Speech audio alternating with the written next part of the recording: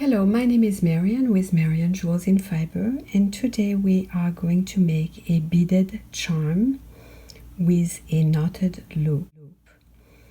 And for this, you're going to be needing a ring bead that actually fits a 6mm bead in the center, and as well as a 4mm bead for the top. And you can use a hematite ring or you can use a halo ring bead. Both fit the 6mm, but obviously their size is quite different.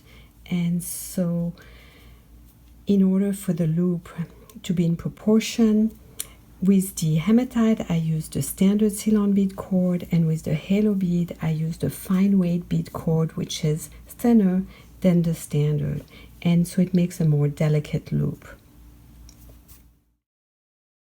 Cut a cord 24 inches long and then place it right at its center on the T-pin. And then we're going to tie alternating half hitches, but I'm going to show you how to tie these knots with the cord, so it's going to be easier for you to see. And the left cord is going to be held with the left hand, the right cord is going to be held with the right hand. And the first knot is going to be made with the right cord going over the left cord and then around and then right through that loop right here.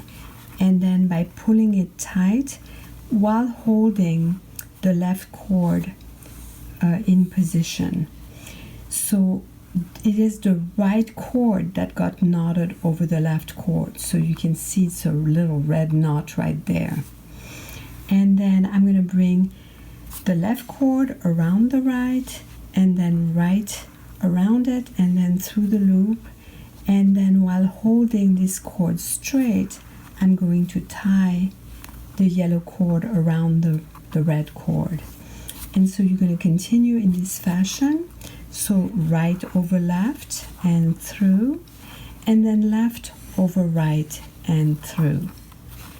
And now right over left and through, and then left over right and through. So you continue right over left and through, and then left over right and through. And now we're going to do this same process with the Ceylon bead cord. So the right is going to knot over the left, and now the left is going to knot over the right cord. And so I'm alternating each of the knots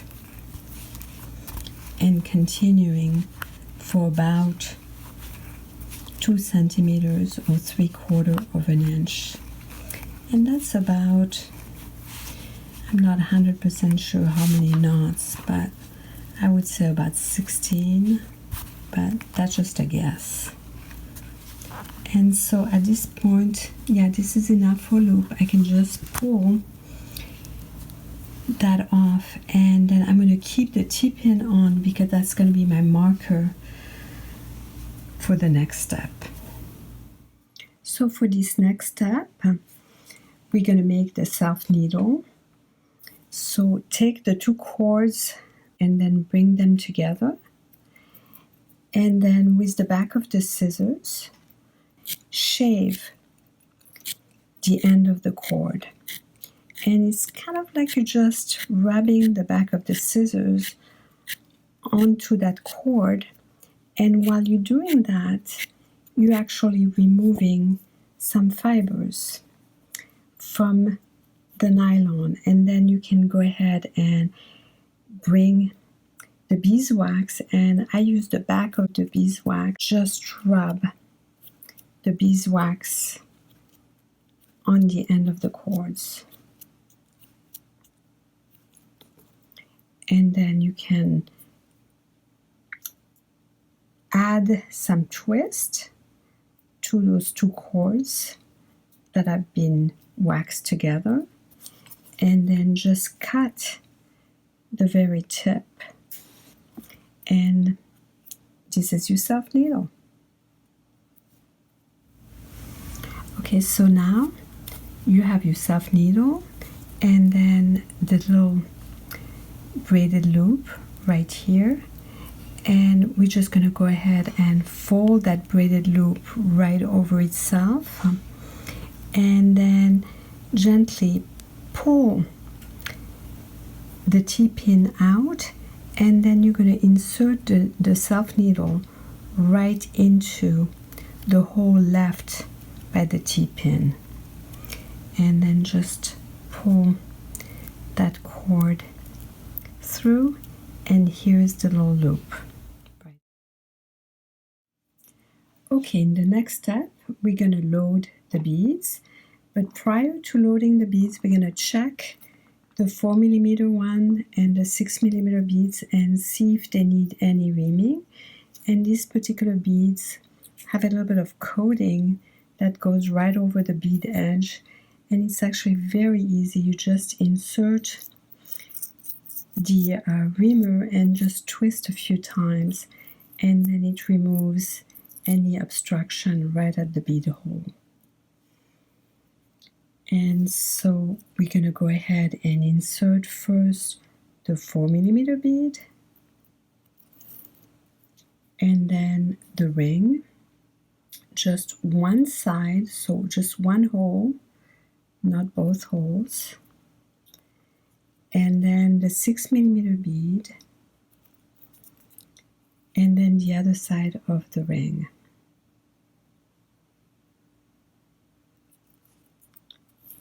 And there we go.